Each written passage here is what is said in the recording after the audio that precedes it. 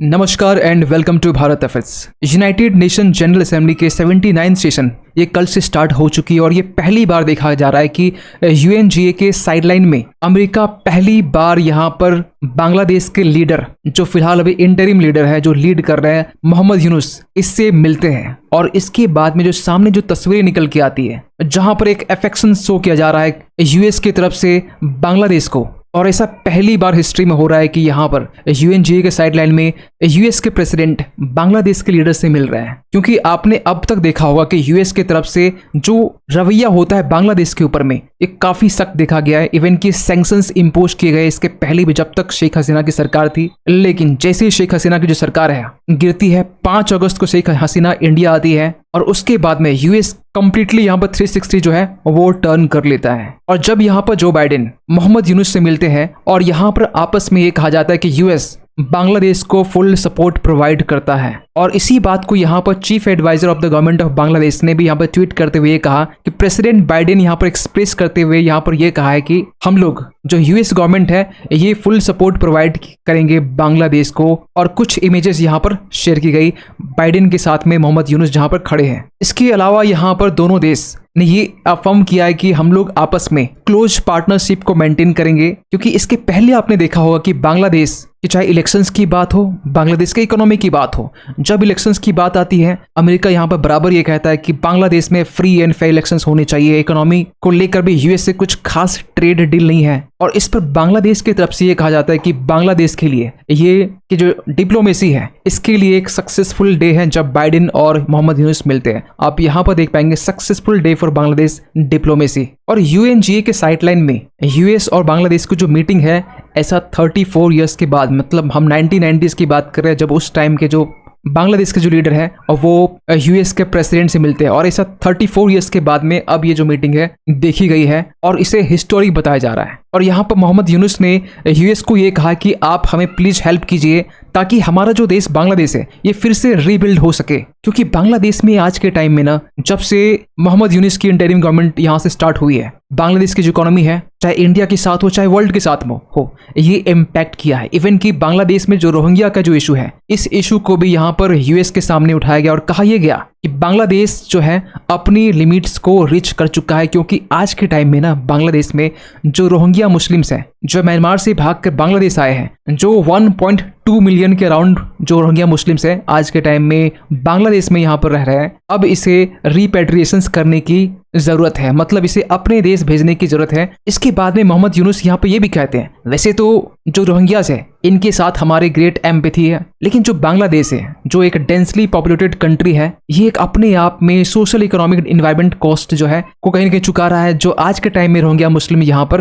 रह रहा है। इवन कि यहाँ पे ये भी कहा जा रहा है कि बांग्लादेश की जो ट्रेडिशनल और नॉन ट्रेडिशनल जो सिक्योरिटी रिस्क है ये भी बांग्लादेश आज के टाइम में फेस कर रहा है। और इसी को देखते हुए यहाँ पर बांग्लादेश के जो इंटरिम लीडर के जो चीफ है मोहम्मद यूनुस यहाँ पर ये कहते हैं कि Bangladesh has reached it's limit. और इसी के लिए यहाँ पर जो रिपेट्रिएशन ऑफ जो रोहिंग्या है यही एक ओनली सॉल्यूशन है रोहिंग्या मुस्लिम्स के लिए जो आज के टाइम में लगभग 1.2 मिलियन जो है वो बांग्लादेश में रह रहे हैं। नाउ यहाँ पर एक बात और ऐड कर दी कि जब मोहम्मद यूनुस यूएस के साथ में मीटिंग कंडक्ट करते हैं तो यहाँ पर बाकी सारे जो लीडर्स हैं इनके साथ भी मुलाकात होती है। आपको बता दें कि बिल क्लिंटन इनसे मुलाकात होती है, यहाँ तक कि बिल क्लिंटन जो फाउंडेशन है इनकी तरफ से यहाँ पर इन्हें सम्मान भी दिया जाता है। यानी इटली के जो प्रेसिडेंट है मेलोनी इनके साथ में भी यहाँ पर मोहम्मद यूनुस की मुलाकात होती है। यहाँ तक कि जो कनाडा के जो प्रेसिडेंट है जस्टिन ट्रूडो ये भी यहाँ पर मिलते हैं मोहम्मद यूनुस के साथ में। एक आर्ट ऑफ ट्रम्प यहाँ पर प्रेजेंट किया जाता है इस मीटिंग में। लेकिन जब यूएस और मोहम्मद यूनुस, जब यूएस के प्रेसिडेंट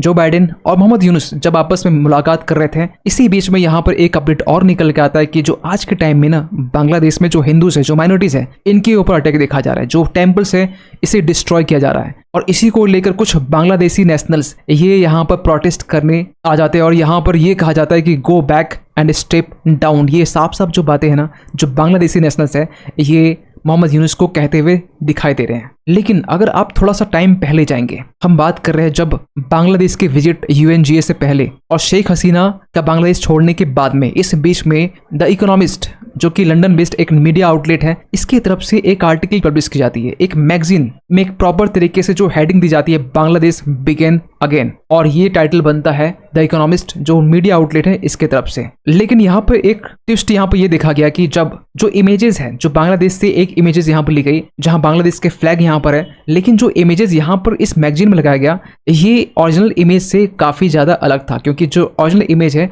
वो ये है जहां पर साथ में पैलेस्टीन का जो फ्लैग है वो आपको दिखाई दे रहा होगा। और आपको पता होना चाहिए कि यूके, यूएस जो यूरोपियन कंट्री आज के टाइम में है, एक्सेप्ट फ्रांस को हम छोड़ के, क्योंकि फ्रांस रिसेंटली जो फिलिस्तीन के जो रेजोल्यूशंस अभी रिसेंटली पास किए गए थे, इसमें फ्रांस फिलिस्तीन के सपोर्ट में था। लेकिन मैक्सिमम जो कंट्रीज है यूरोपियन कंट्री, यूएस, ये पता होना चाहिए आपको कि इजराइल की सपोर्ट में है। और जब इस इमेज को यहाँ पर लगाया गया इस मैगजीन के फ्रंट पेज में, तो यहाँ पर आप देखेंगे कि ये जो फ्लैग है फिलिस्तीन का, इसे हटा दिया गया, इसे यहाँ पर इरेज आउट कर दिया गया। खैर, यहाँ पर हम बात करें ना बांग्लादेश, जहाँ पर यूएस हमेशा ये कहता आ रहा था पहले जब शेख हसीना की सरकार थी कि यहाँ पर फेयर इलेक्शन जो है, फ्री एंड फेयर इलेक्शंस नहीं कंडक्ट होती है, यहाँ पर चुनाव में धांधलीबाजी होती है। और इसको लेकर जब यहाँ पर इंटेरी गवर्नमेंट बनती है मोहम्मद यूनुस की अध्यक्षता में, और अब तक यहाँ पर जो बांग्लादेश के जो आर्मी चीफ है जनरल वकर उस जमान, ये अब तक कंफर्म नहीं किए थे कि यहाँ पर इलेक्शंस कब कंडक्ट होंगे। लेकिन अब यहाँ बातें निकल के आ रही है कि बांग्लादेश का जो आर्मी चीफ है अब ये कह रहे हैं कि 18 महीने में हम लोग यहाँ पे इलेक्शंस करना चाहते हैं, ये ऐसा चाह रहे हैं। खैर, आपको एक बात और ऐड कर दे कि अब यहाँ पर यूएस और बांग्लादेश की जो मीटिंग है, जो यूएनजीए के साइडलाइन में देखी गई है, इसके बाद में एक सपोर्ट प्रोवाइड मिल रहा है यूएस की तरफ से बांग्लादेश को। और अब यहाँ पर ये भी चीजें कंफर्म हो चुकी है कि बांग्लादेश, सॉरी, जो यूएस के जो डिप्लोमेट हैं डोनाल्ड लू, अब ये इंडिया के साथ साथ बांग्लादेश को भी विजिट करने वाले हैं। क्योंकि ये वही डिप्लोमेट है डोनाल्ड लू, जब मई के महीने में, हम इसी साल की बात कर रहे हैं, जब मई के महीने में ये बांग्लादेश विजिट करते हैं। और उसके बाद में जो हुआ अगस्त 5, जब ये चीजें, जो बांग्लादेश में एक पॉलिटिकल टर्मोल देखा गया, बांग्लादेश के जो उस वक्त के जो prime minister Sheikh Hasina India भाग के आती है, ये कहा जाता है कि इसके पीछे जो आरोपी है, जो रिस्पॉन्सिबल है, वो डोनाल्ड लू है। और ये फिर से ये इंडिया के साथ साथ ये बांग्लादेश विजिट करने वाला है, क्योंकि यूएस की तरफ से ये डिमांड की गई थी उस वक्त के पीएम शेख हसीना के साथ में कि हमें यहाँ पर बांग्लादेश में एक नेवल बेस बनाने की जरूरत है। और इसके लिए डिमांड की गई कि हमें एक आइलैंड चाहिए, और वो जो आइलैंड था सेंट मार्टिन आइलैंड, जो कि बांग्लादेश का, जस्ट आप देखेंगे जो चिट्टोग्राम जो एरिया है, जस्ट इसके नीचे आपको कोक्स बाजार के पास में आपको मिल जाएगा। और अब ये पॉसिबिलिटी जो है वो दिखाई दे रही है कि जब यहाँ पर नेक्स्ट टाइम जब डोनाल्ड लू यहाँ विजिट करेंगे बांग्लादेश, तो डेफिनेटली यहाँ पर जो सेंट मार्टिन आइलैंड है, इसको लेकर भी मोहम्मद यूनुस से बात की जाएगी। और यूएस इसके लिए यहाँ पर यह कहता है कि क्योंकि यहाँ पर जो चाइनीज कंस्ट्रक्शन है नेवल बेसिस को लेकर, जो बांग्लादेश है, या फिर कंबोडिया की बात करें, कंबोडिया में जहाँ पर रीम नेवल बेस है, लेकिन अगर हम बांग्लादेश की बात करें, इसको लेकर भी एक कुछ मंथ पहले की बात कर रहे हैं, यानी कि मार्च 2024 की बात कर रहे हैं, जब यहाँ पर कुछ सैटेलाइट इमेजेस के जरिए ये दिखाया गया कि किस तरीके से बांग्लादेश में चाइना बिल्ट सबमरीन जो बेस है वो बनाया जा रहा है। और इसको लेकर यहाँ पर एक वार्निंग दी गई यूएस के साथ साथ इंडिया को भी। और इसी के रिस्पॉन्स में यहाँ पर जो यूएस है, जो डोनाल्ड लू है, ये बांग्लादेश विजिट करने वाला है। खैर, यहाँ पर यूएस जो है मिलिट्री बेस बनाना चाहता है। चाइना की जो तेज निगाह है वो डीप सी पोर्ट को लेकर है, लेकिन यहाँ पर इंडिया को क्या करना चाहिए? इंडिया को यहाँ पर स्मार्टली जो है बांग्लादेश के साथ में एंगेज करना चाहिए। क्योंकि अगर आप देखेंगे करंटली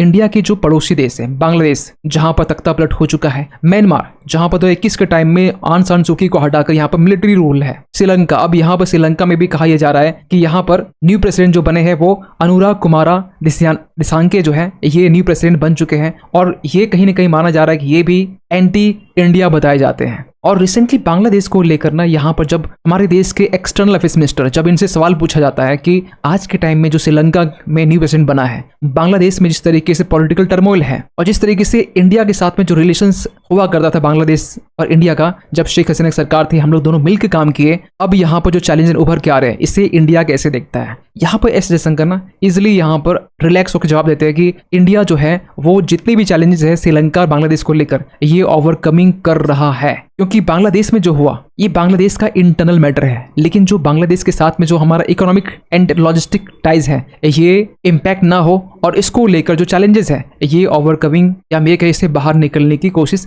की जा रही है। खैर, आप पूरी इस अपडेट को लेकर आप क्या मानते हैं कमेंट कीजिएगा। और जाते जाते एक क्वेश्चन आप सभी के लिए कि हाल ही में यहाँ पर अनुराग कुमारा दिसांके ये न्यू प्रेसिडेंट बनते हैं ऑफ विच कंट्री, कौन से देश के? आपके पास में ऑप्शन है श्रीलंका, भूटान, बांग्लादेश या फिर नेपाल। सही आंसर कीजिए कमेंट सेक्शन पे। मिलते किसी अगले वीडियो में, तब तक के लिए थैंक यू सो मच।